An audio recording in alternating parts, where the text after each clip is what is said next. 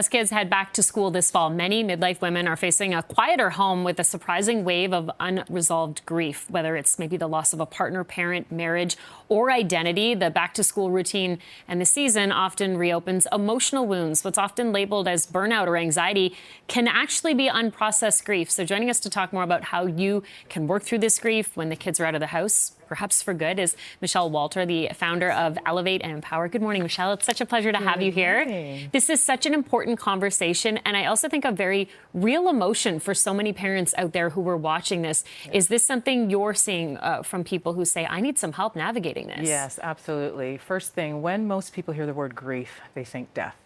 And there are so many other forms of loss that triggers grief.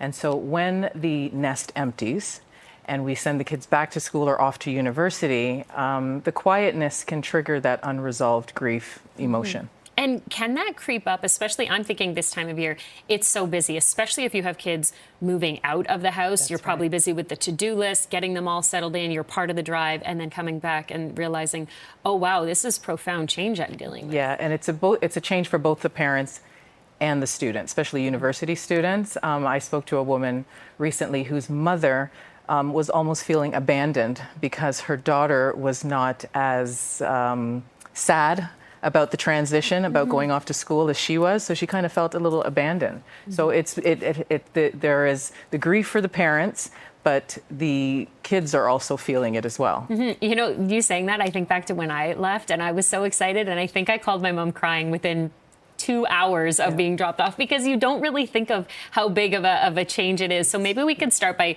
having these conversations, I guess, before you're in that moment. Absolutely. The advice I would give to students is to take it easy on your parents. It's a big transition for them.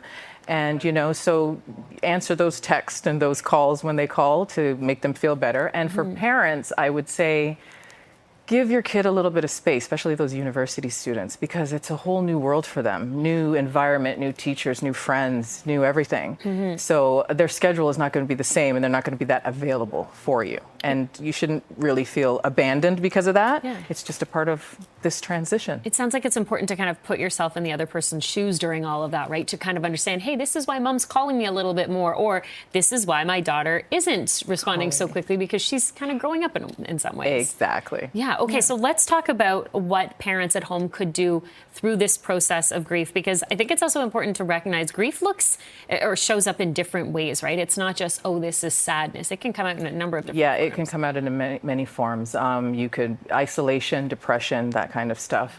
The thing that I would say to do is try to reframe your mindset around the empty nest, and maybe look at it as an opportunity to perhaps rediscover something, or go back to a hobby or a love that you wanted to do before that you couldn't do because of family and children. And maybe you could rediscover yourself or a new hobby or something that you can do, and frame it more as an opportunity instead of a loss. What about maybe looking forward to those moments when the kids are back, like the holidays or the summer vacation? Can that also be helpful, saying, hey, this isn't just everybody's gone and I'm alone here? Well, also, if you wrap your brain around the fact that it's not a permanent thing, right? So they will be back for Thanksgiving and they will be back for Christmas and that kind of thing. That also helps you get through the quietness and the emptiness of the house. At what point could somebody find themselves in a position where they realize they maybe need a little more help with this, maybe need to talk to someone? When would you recommend they take that step? If you find yourself getting into like a depression,